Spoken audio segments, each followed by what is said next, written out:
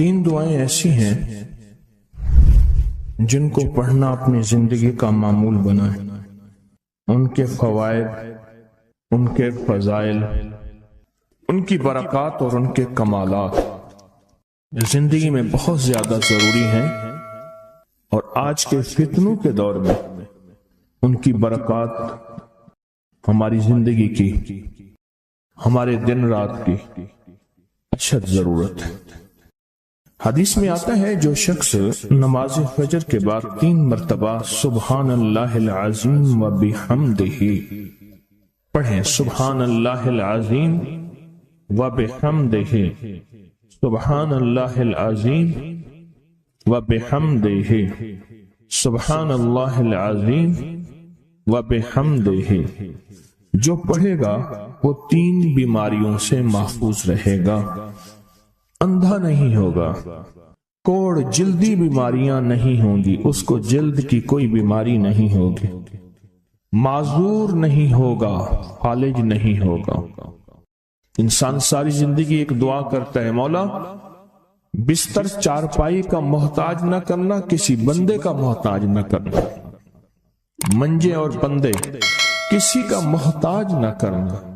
جو شخص فجر کی نماز کے بعد، جیسے کہ تسبیح خانے میں اس کا اہتمام اس لیے کرایا جاتا ہے کہ یہ ہماری طبیعتوں، مزاجوں، بولوں اور جذبوں میں آ جائے اور ہم اس کو روزانہ پڑھنے والے بن جائیں اور روزانہ پڑھنا اس کو اپنا معمول بنائیں، سبحان اللہ العظیم و بحمدہ، سبحان اللہ۔ اور ایک اور حدیث میں ہے کہ 2 کلمے ایسے ہیں جو اللہ کو بہت محبوب ہیں، زبان پر ہلکے ہیں، اعمال میں بہت وزنی ہیں، ترازو میں بہت وزنی ہیں، اور وہ 2 کلمے کیا ہیں؟ سبحان اللہ العظیم و بحمدہ۔ اور آقا کا فرمان ہے، جس نے کہا سبحان اللہ العظیم و بحمدہ، اس کے لیے جنت میں کھجور کا ایک درخت لگ گیا، اور جس کے لیے لگا تو پھر وہاں جائے گا، کھائے گا۔ لگا میرے لیے، کھائے کوئی اور۔ سوچیں، جنت میں کھجور کا درخت لگا ہے تو اللہ پاک پھر اپنی رحمت اور قدرت کاملہ سے اس کو بھیجے گا اور وہ انشاءاللہ کھجور کھائے گا۔ یہ دعا اس لیے پڑھتے ہیں، ایک تو بیماریوں سے حفاظت، اندھے پن سے حفاظت، معذوری سے حفاظت، جلدی بیماریوں سے حفاظت۔ ایک تو اس لیے پڑھتے ہیں، اور ایک اس لیے پڑھتے ہیں کہ اس کے ایک دفعہ پڑھنے سے جنت میں اللہ کھجور کا ایک درخت لگا دیتا ہے۔ اور سنیں، رسول اللہ صلی اللہ تعالی علیہ وسلم نے فرمایا، جو شخص بھی سبحان اللہ العظیم و بحمدہ ایک دن میں 100 مرتبہ پڑھتا ہے تو اللہ اس کے گناہ مٹا دیتے ہیں، چاہے گناہ سمندر کی جھاگ کے برابر کیوں نہ ہو۔ ایک تسبیح جو شخص پڑھتا ہے، رسول اللہ صلی اللہ تعالی علیہ وسلم ایک مرتبہ صحابہ سے فرمایا، آپ نے فرمایا کہ سبحان اللہ العظیم و بحمدہ 100 مرتبہ پڑھو، جس نے 1 مرتبہ پڑھا اس کے لیے 10 نیکیاں لکھی جائیں گی، جس نے 10 مرتبہ پڑھا اس کے لیے 100 نیکیاں لکھی جائیں گی، اور جس نے 100 مرتبہ پڑھا اس کے لیے 1000 نیکیاں لکھی جائیں گی، اور جو زیادہ پڑھے گا اللہ رب العزت اسے زیادہ عطا فرمائیں گے، اور جو اللہ سے بخشش طلب کرے گا تو اللہ ضرور اس کو بخشش عطا فرمائیں گے اور اللہ اس کو بخش دیں گے۔ ایسی طاقتور دعا ہم روزانہ رمضان میں بھی اور رمضان کے بعد بھی۔ تو کون سی دعا پڑھنی آج کے بعد؟ سبحان اللہ العظیم و بحمدہ۔ کیا پڑھنا؟ یہ دعا روزانہ کو اپنے معمولات میں، اپنی تسبیحات میں، اپنے معمولات میں، اپنی عادت اور عبادت میں شامل کر لیں۔ تو انشاءاللہ فائدہ، نفع اور بہت زیادہ۔ ایک اور دعا ہم پڑھتے ہیں، اللہم اجرنا من النار۔ اچھا، اپنی ذات کے لیے اکیلے پڑھیں تو اللہم اجرنی من النار، اگر مجمع کے لیے اکٹھا پڑھیں تو اللہم اجرنا من النار۔ فرمایا حدیث میں ہے کہ جس شخص آپ ایک دفعہ فجر کی نماز سے فارغ ہوں تو کسی سے بات کرنے سے قبل اللہم اجرنا من النار، اے اللہ مجھے آگ سے بچا لے، پڑھ لیں، تو فرمایا اگر اس دن اس کو موت آ گئی تو اللہ اس کو آگ سے بچائے گا۔ اور جو مغرب کی نماز کے بعد پڑھے گا، مغرب کی نماز کے بعد، تو اللہ پاک اگر اس کو موت آ گئی تو اسی رات اس کو اللہ پاک آگ سے بچائیں گے، آگ سے۔ اور حدیث میں آتا ہے جب تم فجر کی نماز پڑھو، فارغ ہو جاؤ، تو یہ دعا 7 مرتبہ پڑھو۔ کون سی دعا؟ اللہم اجرنا من النار، اللہم اجرنا من النار، اللہم اجرنا من النار، اللہم اجرنا من النار، اللہم اجرنا من النار، اللہم اجرنا من النار، اللہم اجرنا من النار، اللہم اجرنا من النار، اللہم اجرنا۔ یہ دعا بخار کا بہت زبردست علاج ہے، جس کو بخار نہ چھوڑتا۔ یہ دعا ہائی بلڈ پریشر کا زبردست علاج ہے۔ یہ دعا غصے کا علاج ہے۔ یہ دعا جس کے اندر وسوسے بہت زیادہ آتے ہوں، منفی وسوسے بہت زیادہ آتے ہوں، جو نیکی سے ہٹاتے ہوں، اس کا علاج ہے۔ اللہم اجرنا من النار، یہ بہت طاقتور علاج ہے۔ جس کا بلڈ پریشر ہائی رہتا ہو، جو بہت زیادہ ہر وقت غصے میں رہتا ہو، جس کا جسم بہت گرم رہتا ہو، جیسے رات ایک صاحب کہنے لگے کہ مجھے گرمی میں سے خوف آتا ہے، سردی میں مجھے راحت ملتی ہے، اس کے لیے بہت فائدہ مند ہے، بیماریوں کے لیے بہت فائدہ مند ہے۔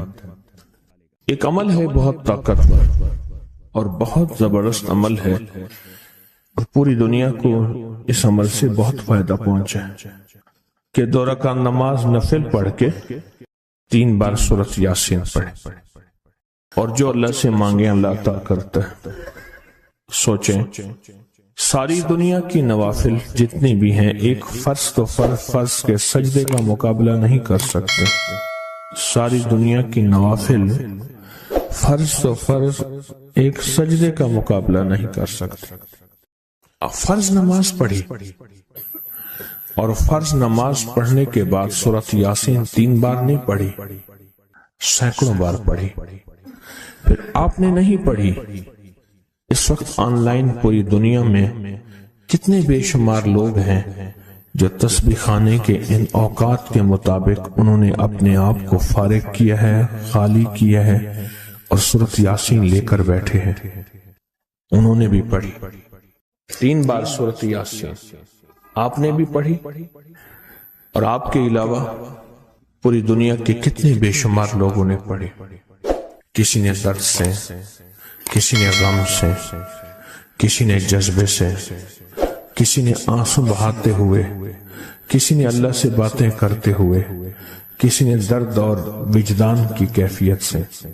یہ لمحہ قبولیت کا ہے، یہ لمحہ قبولیت کا ہے، اور اس لمحے دعائیں قبول ہوتی ہیں، فریادیں پوری ہوتی ہیں، آسیں امیدیں بر آتی ہیں۔ یہ بہت قبولیت کا لمحہ ہے، اور یہ بہت مقبولیت کا لمحہ ہے۔ اس عمل کے بعد سورۃ یاسین پڑھی جائے۔ انفرادی پڑھنے سے 3 بار تو فائدہ ہوتا ہے۔ جس کو بھی میں نے یہ عمل بتایا، جس کو بھی میں نے یہ عمل بتایا، اس کو بہت فائدہ ہوا، اس کو بہت نفع ہوا۔ سوچیں، اجتماعی بیٹھ کے جب پڑھیں گے اس کا کتنا فائدہ ہوگا، اور اس فائدے پہ یقین ہو، یقین ہو کہ جو کچھ ہوا ہے یہ فائدہ 100% ہے، اس میں کوئی شک نہیں ہے، اس پہ 100% یقین ہو۔ اس پہ 100% یقین ہو۔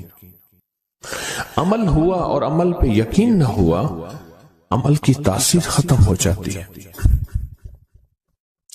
عمل ہوا اور عمل کے اوپر اعتماد نہ ہوا، عمل کا فائدہ ہواؤں میں تحلیل ہو جاتا ہے، اور عمل کیا اور اس پہ شک ہوا، وہ شک عمل کی طاقت کو ختم کر دیتا ہے۔ اس پہ 100% یقین ہو۔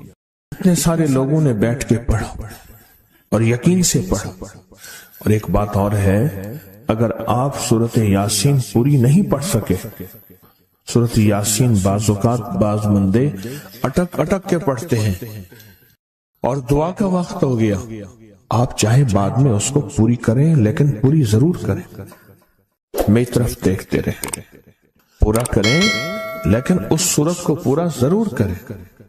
اللہ نے یہ موقع دیا ہے رمضان کا، آج پہلا روزہ ہے اور پہلی سحری ہے، اور پہلے روزے اور پہلی سحری میں اتنا طاقتور عمل کیا ہے۔ اب سوچنا یہ ہے کہ اتنے طاقتور عمل میں نے دعا کون سی مانگنی؟ ایک تو پہلے یقین ہے انشاءاللہ کہ میری دعائیں قبول ہیں۔ اچھا، قبولیت کی وجہ سحری کا وقت، تہجد کا وقت، ایک دوسرا قبولیت کی وجہ ایک مجمع کا اللہ کے لیے جمع ہو جانا۔ فرمایا جہم 40 پردیسی 40 مسافر صرف اللہ کی رضا کے لیے جمع ہو کے دعا مانگے، اللہ ان کی دعاؤں کو رد نہیں کرتا۔ آپ میں سے تو 90% مجمع تو پردیشیوں کا ہے، 90% مجمع۔ اور قبولیت کی تیسری وجہ یہ ہے کہ آپ نے فرض نماز پڑھی اور فرمایا فرض نماز کے بعد دعائیں قبول ہوتی ہیں، فرض نماز کے بعد دعائیں قبول ہوتی ہیں۔ اب قبولیت کی پہلی وجہ کیا ہے؟ سحری کا وقت، سحری کا وقت، فجر سے پہلے کا وقت دعائیں قبول ہوتی ہیں۔ دوسری وجہ فجر کا وقت، فرض نماز کے بعد دعائیں قبول ہوتی ہیں۔ اور تیسری وجہ مسافروں کا مجمع، اور چوتھی وجہ رمضان کے اللہ جل شانہ نے فرشتوں کو حکم فرمایا، فرشتوں ساری عبادات چھوڑ دو اور میرے روزے داروں کی دعاؤں پہ آمین کہو۔ ساری عبادات چھوڑ دو اور میرے روزے داروں کی دعاؤں پہ آمین کہو۔ ایک چوتھی وجہ ہو گئی کہ فرشتوں نے آپ کی دعاؤں پہ آمین کہا۔ اور پانچویں وجہ مل کے سورۃ یاسین پڑھنا، مل کے سورۃ یاسین۔ فرمایا سورۃ یاسین ہر تنگی سے نکالتی ہے، ہر مشکل سے نکالتی ہے، ہر ناکامی کا علاج ہے، ہر پریشانی کا علاج ہے، اور ہر ناممکن کا علاج ہے۔ اور فرمایا سورۃ یاسین مردوں کو بھی نفع دیتی ہے اور زندوں کو بھی نفع دیتی ہے۔ سورۃ یاسین جو نزع کی سکرات کی حالت میں ہو اس کو بھی نفع دیتی ہے، اور سورۃ یاسین اس بندے کی جو کسی تکلیف کی نزع میں، قرضے کی نزع میں اور بیماری کی سکرات میں ہو اس کو بھی نفع دیتی ہے۔ قبولیت کے اوقات، قبولیت کے لمحات، اور اس میں بیٹھ کے اللہ سے مانگنا۔ اب مانگنا کیا ہے؟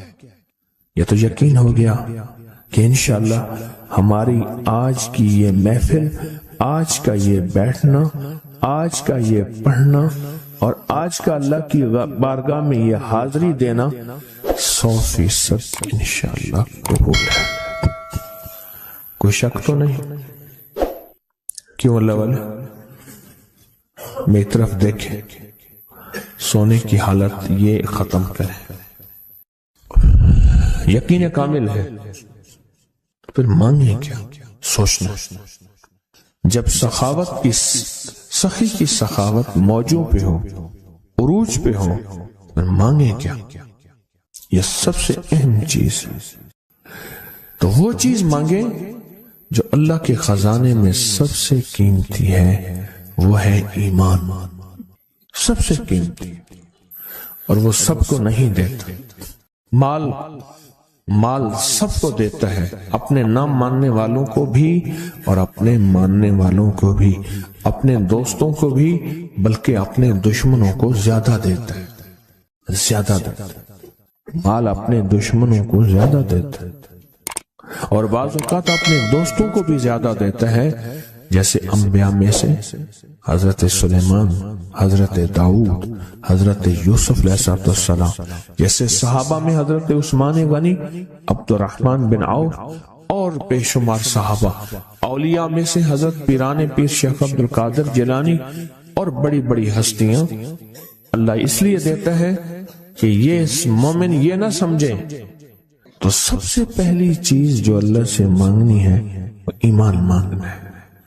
ساری دنیا مل گئی، سارا مال مل گیا، ساری حکومتیں اور ساری چیزیں ملی، ایمان نہ ملا تو ہم گھاٹے میں رہ گئے۔ ہمارا سودا گھاٹے کا سودا تھا، ایمان نہ ملا۔ اللہ سے سب سے پہلے ایمان مانگنا۔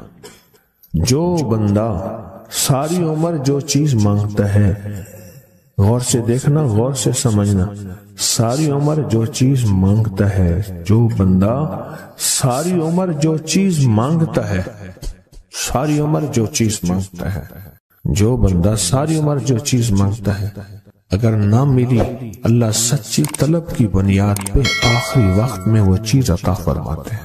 حضور سرور کونین صلی اللہ تعالی علیہ وسلم کا فرمان ہے، از انس بن مالک کی روایت ہے کہ لوگوں سنتے ہو، جو شخص کس چیز کے سے متعجب ہو کر سنے، غور سے سنے۔ انہوں نے فرمایا، لوگوں سنتے ہو، جو کسی شے سے متعجب ہو کر لا الہ الا اللہ کہتا ہے، اللہ ہر حرف کے مقابلے میں ایک ایک درخت پیدا کر دیتے ہیں جس کے اتنے پتے ہوتے ہیں جتنی دنیا میں دن، اور ہر پتا اس کی قیامت تک کے لیے اس کے لیے مغفرت کرتا ہے اور تسبیح پڑھتا ہے۔ متعجب ہوا، ہاں لا الہ الا اللہ، اچھا فلاں جیت گیا، واہ لا الہ الا اللہ، فلاں ہار گیا، اچھا فلاں بندے کے ساتھ یہ ہوا، فلاں واقعہ یہ ہوا۔ متعجب ہو کے کیا پڑھا؟ لا الہ الا اللہ، بس اتنا سا لفظ پڑھا، اور اتنے سے لفظ پڑھنے پہ اب وعدے سوچیں، کیا وعدے ہیں؟ میں کہ اللہ ہر حرف کے بدلے میں، اب لا الہ الا اللہ، اب اس کے جتنے حرف ہیں آپ گن لیں، ہر حرف کے بدلے میں اللہ کیا کرتا ہے؟ ایک درخت پیدا کرتا ہے، اور اس کے پتے کتنے ہیں؟ معلوم ہوا کہ درخت کتنا بڑا ہے، بڑا ہوگا تو اتنے پتے ہوں گے، جتنے پتے جتنے دنیا میں دن۔ جب سے یہ دنیا بنی ہے کتنے دن ہوں گے؟ سال میں 365 دن ہے۔ دنیا بنے کو کتنے لاکھ سال کہتے ہیں؟ کوئی 5 کہتا ہے لاکھ سال، کوئی 6 سال کہتا ہے، کوئی لاکھ، پتہ نہیں کتنے لاکھ اندازے ہیں۔ اتنے دن ہیں، خربوں سے خربوں نیکیاں، خربوں سے خربوں نیکیاں اسی وقت بیٹھ کے یوں سمولی، 1 منٹ میں جتنے دنیا میں دن ہیں۔ اور پھر وہ درخت، آگے سنیں، وہ درخت اس کے لیے قیامت تک مغفرت چاہتا ہے، اور وہ تسبیح پڑھتا ہے، اور اس تسبیح کا سارا ثواب اسی کو جاتا ہے۔ ایک بابا جی تھے، ان کی قوم عالمان قوم ہے، عالمان کہتے تھے، نام یاد نہیں۔ میں نے بابا جی سے پوچھا، میں کہا بابا جی کاروبار؟ آکے جھانبا، یہ ایک مخصوص لفظ ہے ان کا۔ میں نے کہا آپ کیا کاروبار کرتے ہیں؟ آکے جھانبا مارتا ہوں۔ جھانبا اصل میں کہتے ہیں درخت کا ایک بہت بڑا لڑا اور شاخ ہو، اس کو جب گھسیٹیں گے تو اس کے ساتھ پتے، چیزیں، شاخیں، ٹنکے، بہت سی چیزیں اکٹھی ہو کے، سمجھ گیا نا، اس کے ساتھ آتی ہیں۔ اس کو آپ گھسیٹتے جائیں، جو کچھ دھاگا پڑا ہے، رسی پڑی ہے، شاپر پڑا ہے، لفافہ پڑا ہے، اسی کے ساتھ سمیٹتے آئیں گے، تو وہ بہت سی چیزیں ساتھ لے آتا ہے۔ میں نے اس سے پوچھا کاروبار کیا ہے؟ کہہ رہا بس میں جھانبا برینا، بات والوں نے بات، وہ جھانبا کیا تھا؟ وہ 3 چیزیں بیچتا تھا، بازار کے ایک کونے سے دوسرے کونے تک. دانتن نہیں ہوتا یہ خواتین, اس کے گلے میں ہوتا تھا, ساتھ ایک کٹر ہوتا تھا, ایک وہ بیچتا تھا, دوسرا عطر ہوتا تھا جس کو بارے کہتا کپڑا پھٹ ونجے خوشبو نہ ونجے, اس کے بارے میں الفاظ تھے, کپڑا پھٹ جائے خوشبو نہ جائے. تیسرا کوئی سرما تھا وہ بیچتا تھا.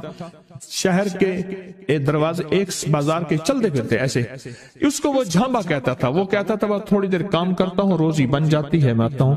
یہ ایک دفعہ جو کلمہ پڑا اس پہ اتنا بڑا جھامبا لگا,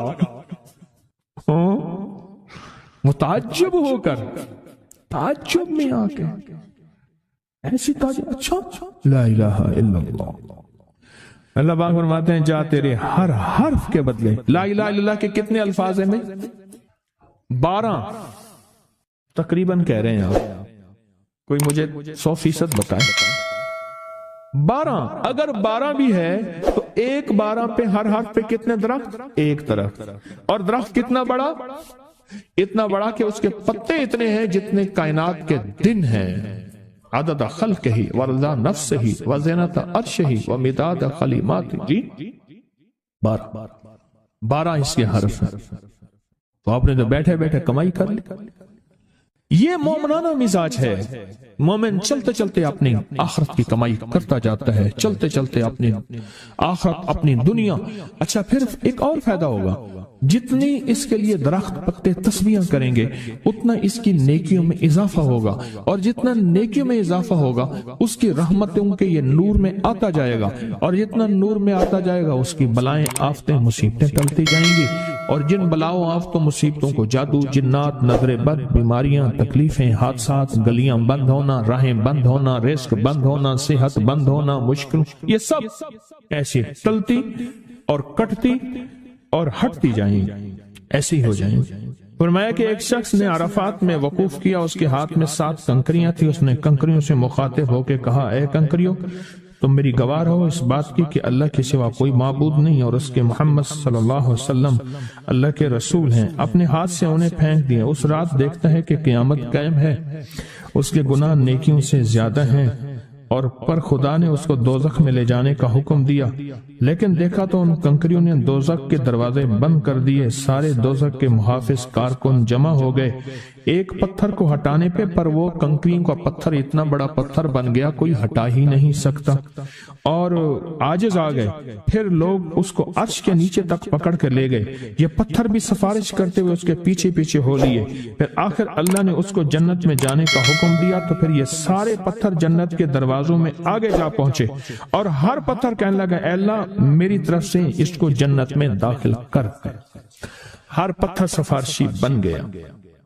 ہے کہ جو بندہ سارا دن ذکر کرتا ہے, جو درخت ہوتا ہے وہ اس کے لیے قیامت کے دن گواہی دے گا, پہاڑ ہے وہ گواہی دے گا, پتھر ہے وہ گواہی دے گا, زمین ہے وہ گواہی دے گا. حتیٰ کہ یہاں تک فرمایا کہ وہ پہاڑ جھومتا ہے, وہ جگہ جھومتی ہے جہاں اللہ کا ذکر ہوتا ہے اور جھومتی ہے, اور دوسرے پہاڑوں دوسری جگہوں پہ فخر کرتی ہے کہ مجھ پہ وہ بندہ آیا ہے جو اللہ کو یاد کر رہا ہے. حتیٰ کہ جو بندہ اللہ کو یاد نہیں کرتا چونٹیاں اس کی منتیں کرتی ہیں, کیڑے مکوڑے سانپ مچھلو مچھلیاں اس کی منتیں کرتی ہیں اللہ کو یاد کر لے ورنہ عذاب آئے گا, عذاب میں جہاں تو رگڑا جائے گا وہاں ہم بھی رگڑے جائیں گے. ایک بندہ تھا, وہ لوگوں کے سامان اٹھاتا تھا, اس کے پر خچر تھا, ایک جگہ سے دوسری جگہ لے جاتا تھا. نمازی نیک آدمی تھا, غریب مزدور تھا. ایک دفعہ ایک لولا لنگڑا بندہ آیا اور کہنے لگا مجھے اپنے خچر میں بٹھا کے فلاں جگہ پہنچا دے, اتنے پیسے تجھے دوں گا. پیسے بھی معقول تھے. اس نے خیر اس کو پکڑا, سہارے سے بٹھایا. چلتے چلتے نا 2 راہیں آ گئے. 2 راہیں, ایک راہ وہ تھی جہاں ساری دنیا جاتی تھی, ایک راہ وہ تھی جو سنسان تھی. وہ معذور آدمی کہنے لگا اس سنسان راستے کی طرف چل. سنسان راستے, انہیں کہ میں تو ادھر سے جاتا ہوں, میرا معمول تو ادھر ہے, میں تو ادھر نہیں جاؤں گا. انہیں مجھے راستے کا پتہ ہے, تو چل, یہاں سواری کا گھاس بھی ملے گا, پانی بھی ملے گا, اور راستہ بھی بالکل مختصر ہے. ٹھیک ہے۔ آگے گئے تو وہ ایک وحشتناک جنگل آیا، اور وہ جو بندہ تھا معذور وہ ایک دم خچر سے اترا، اور وہ ٹھیک ٹھاک تھا، اور اس نے خنجر نکالا اور اس کو قتل کرنا چاہا۔ تو اس نے کہا مجھے قتل نہ کر، تیرا مقصد مال ہے، چیزیں ہیں، مجھے چھوڑ دے۔ انہیں کہ نہیں، میرا اصول ہے، یہ دیکھ لوگوں کی کھوپڑیاں پڑی ہیں، ہاں، انہیں میرا اصول ہے، میں پہلے بندہ مارتا ہوں پھر اس کا سامان لیتا ہوں، میرا اصول ہے۔ اس نے کہا کہ نہ کر منتیں کی انہیں۔ اچھا، اس نے کہا مجھے 2 نفل پڑھنے دے۔ ہنس کے کہنے لگا اور بھی بڑے آئے تھے 2 نفل پڑھنے والے، تو بھی پڑھ لے۔ اب یہ 2 نفل کے لیے کھڑا ہوا، اوپر ظالم خنجر لے کے تقاضا کر رہا کہ جلدی کر، میں نے تمہیں قتل کرنا ہے، میرا اصول ہے۔ اسے کچھ سمجھ نہیں آ رہی، تو ایک دم اس کے اندر منہ میں زبان آئی، امن یجیب المضطر اذا دعا۔ ایک دم یہ آیت آئی، کون ہے جو بے چین دلوں کی دعاؤں کو سننے والا ہے؟ کون ہے جو بے چین دلوں کی دعاؤں پہ پہنچنے والا ہے؟ کون ہے جو بے چین دلوں کی دعاؤں کو قبول کرنے والا ہے؟ بس یہ آیت کہی اور نفل بس پڑھ ہی رہا تھا تو وہ تقاضا کیا، اس کا خنجر بڑھنے لگا تو ایک آواز آئی، رک جاؤ۔ آسمانوں سے آواز آئی، رک جاؤ، کڑکدار خوفناک آواز تھی۔ تو یہ جو خچر سوار تھا یہ رک گیا، پھر آگے بڑھنے لگا، پھر دوسری بار آواز آئی، رک جاؤ، پھر بڑھنے لگا۔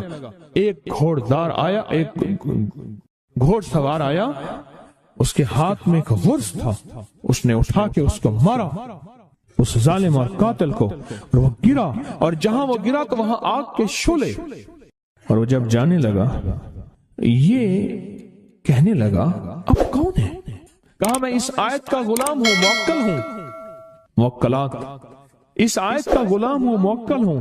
جب اس نے پہلی دفعہ یعنی میں فرشتہ ہوں، پہلی دفعہ اس نے تقاضا کیا، میں 7ویں آسمان پہ تھا، میں نے وہیں سے آواز دی رک جا۔ جب دوسری دفعہ اس نے تقاضا کیا، میں پہلے آسمان پہ تھا، میں نے وہیں تقاضا کیا رک جا۔ بس اس کے بعد پھر میں نے آ کے اس کو مار دیا اور اس کو ختم کر دیا۔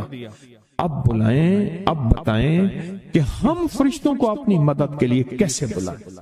تاریخ بھری ہوئی ہے انسانیت کی، تاریخ بھری ہوئی ہے کہ فرشتوں نے انسانوں کی مدد کیسے کی اور ہر پل ہماری کیسے کر رہے ہیں۔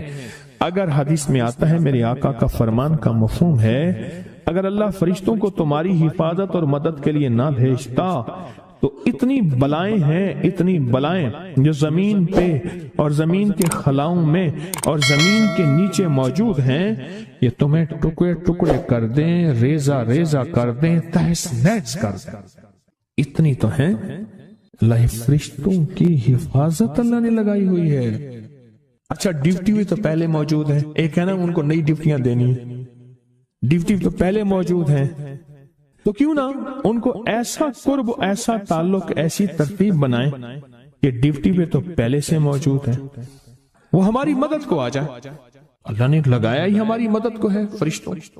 اچھا چلو ہماری مدد اور بتاؤ، ایک اور مدد پہ اللہ، ابھی فرشتے فارغ ہونے والے ہیں تھوڑے دنوں کے بعد، اللہ کہے گا روزے دار کے لیے سارے فارغ ہو جاؤ۔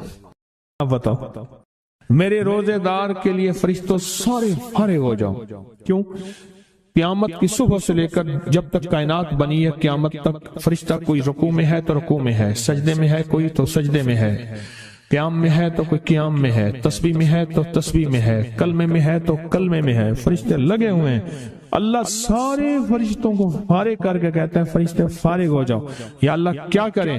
میرے روزے دار کی دعاؤں پہ آمین کہو۔ فرشتوں کو اللہ نے فارغ کر دیا، خدمت میں تو ویسے لگے ہوئے ہیں، خدمت میں۔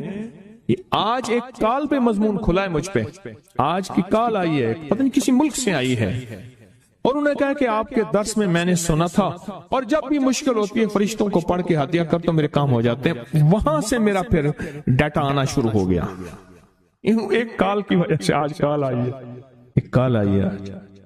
فرشتوں کو تو اللہ نے ویسے فارغ کر دیا. اور ان قریب یہ روزے داروں کے لیے رمضان آ رہا ہفتے 10 دن میں، اور دیکھیں پھر فرشتے بالکل فارغ اور خوش قسمت روزے دار. اور اللہ پاک فرمائے گا فرشتے یا اللہ کیا کریں، اور فرشتے ان روزے داروں